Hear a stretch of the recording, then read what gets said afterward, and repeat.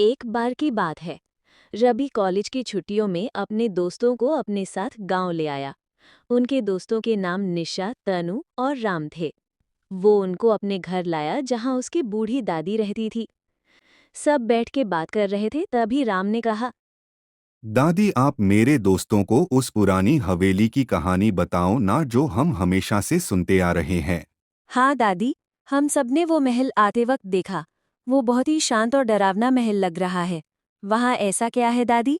दादी ने जवाब देते हुए कहा, बेटा, ये कोई कहानी नहीं है, ये एक सच्ची घटना है। वहाँ उस हवेली में सच में भूत है। वहाँ किसी आदमी की भूत है जो सालों से भटक रही है। बहुत से लोगों ने उसको देखा है। उसके अंदर जिसने जाने की कोशिश की वो मारा गया।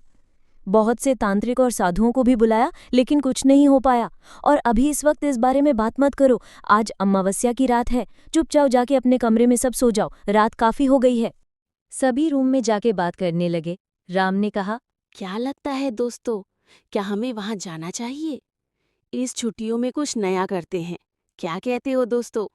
मैं इसी गांव का हूँ। बचपन से वहां जाना चाहता था, लेकिन मेरी दादी ने मुझे कभी वहां जाने नहीं दिया। लेकिन तुम सब मेरे साथ हो तो मैं वहां आज जरूर जाना चाहूंगा। मुझे तो डर लग रहा है, वहां जो भी गया वो वापस नहीं लौटा। कहीं हमें कुछ हो गया तो। मुझे तनु की बात सही लग रही है, हमें वहां अकेले नहीं जाना चाहिए। लेकिन ऐसा क्या है वहां, ये जानने की इच्छा तो मुझे भी है। ठीक है, हम वहां रवि के लिए जरूर जाएंगे, लेकिन हम सब साथ रहेंगे। कोई भी अलग नहीं होगा, और जो भी होगा उसका बुद्धि से बिना डरे सामना करेंगे। अगर इस बात से सहमत हो तो चलो चलते हैं। सभी रात के अंधेरे में जंगल की ओर उस महल की तरफ जाने लगे। सबने वहां जाके महल को देखा और अंदर जाने का निश्चय किया। सब अंदर गए। निशा ने कहा, यहाँ तो वैसा कुछ नहीं है जैसा हमने सुना था।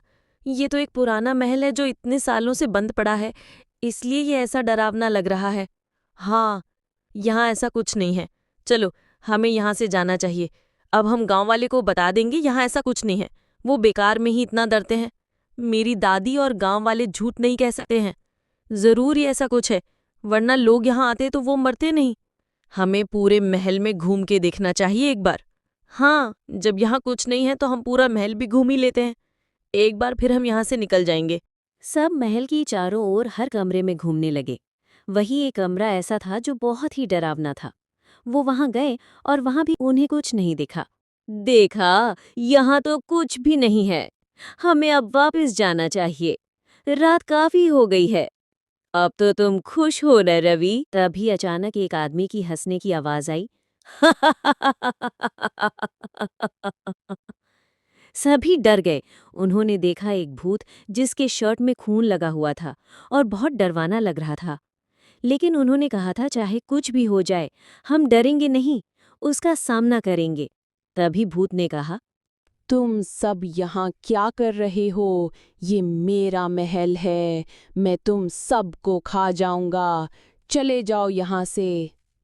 निशा ने बिना डरे जवाब दिया, हम तुमसे नहीं डरते हैं। हम यहाँ ये जानने आए हैं कि तुम इस महल में क्यों रह रहे हो। क्या चाहिए तुम्हें? हमें बताओ, हमसे जो हो पाएगा हम करेंगे।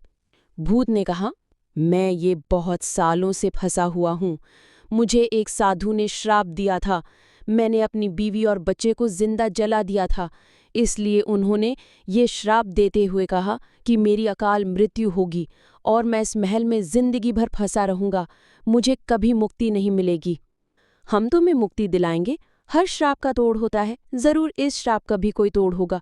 हमें थोड़ा सा वक्त दो, हम फिर वापस इसी जगह मिलेंगे। भूत ने उनकी बात मान ली। वो सब महल में कुछ ढूंढने और सोचने लगे। तभी तनु की आवाज आई। उसने भागते हुए कहा, देखो मुझे क्या मिला, देखो क्या मिला मुझे। सब उसकी तरफ देखने लगे। वो एक किताब लेके आई जिसमें श्राप का तोड़ था। राम ने कहा, ये क्या है तनु? ये तो कोई पुरानी किताब लगती है। हाँ, ये किताब मुझे महल के बहुत अंदर एक तिजोरी में मिली। वहां सिर्फ यही था। मैंने इसको पढ़ा, जिसमें श्राप की मुक्ति का मंत्र है, लेकिन वो संस्कृत में लिखा हुआ है जो मुझे पढ़ने नहीं आता है। निशा ने कहा, मुझे संस्कृत पढ़ने आती है तनु। मैं इस मंत्र को पढ़ सकती हूँ, लेकिन हमें पहले उस भूत से बात करना पड़ेगा जो इस किताब में लिखा हुआ है, और उससे पूछना पड़ेगा, तभी उससे मुक्ति मिलेगी। सभी भूत के पास वापस गए और निशा ने भूत से पूछा, क्या तुम्हें अपनी गलतियों का एहसास है कि तुमने अपनी बीवी और बच्चे के साथ बहुत गलत किया है? क्या तुम इसके लिए शर्मिंदा हो और माफ़ी मांगना चाहते हो? भूत ने कहा, हाँ, मैं इसके लिए बहुत दुखी और माफ़ी मांगना चाहता हूँ। मुझे ऐसा नहीं करना चाहिए था। मुझे मेरी गलती का एहसास है। मैं हाथ जोड़ के माफ़ी मांगता हूँ। निशा ने मंत्र पढ़ना शुरू किया।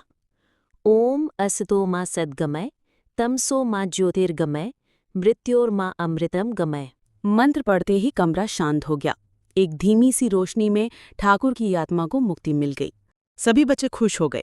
गांव वाले को इसकी जानकारी हो गई थी कि ठाकुर की आत्मा को मुक्ति मिल गई है। सभी गांव वाले के उन सभी बच्चों को धन्यवाद देते हैं। वहां के सरपंच ने उनसे कहा, जो ये काम कोई तांत्रिक नहीं कर पाया वो सब तुम बच्चों ने कर दिखाया। तुम्हारा बहुत बहुत शुक्रिया। शुक्रिया की कोई बात नहीं है दादाजी। हमें खुशी हुई कि हम यहाँ के लिए कुछ कर पाए। हम चाहते हैं कि इस महल को आप एक पुस्तकालय बना दें, जहाँ सभी बच्चे और बड़े जाके पढ़ाई कर सके। राम ने कहा, निशा बिल्कुल सही कह रही हैं दादाजी। आप एक पुस्तकालय बना दो। उसमें जो भी खर्चा होगा वो मैं अपने पिताजी से कह दूंगा, वो दे देंगे। रब्बी में कहा, ये मेरा गांव है, मुझसे भी जो हो पाएगा वो मैं करूंगा। सरपंच ने सबको इसके लिए धन्यवाद कहा और उनसे वादा किया कि वो जल्द ही वहां उस महल को पुस्तकालय बना देंगे। सभी खुश हो गए।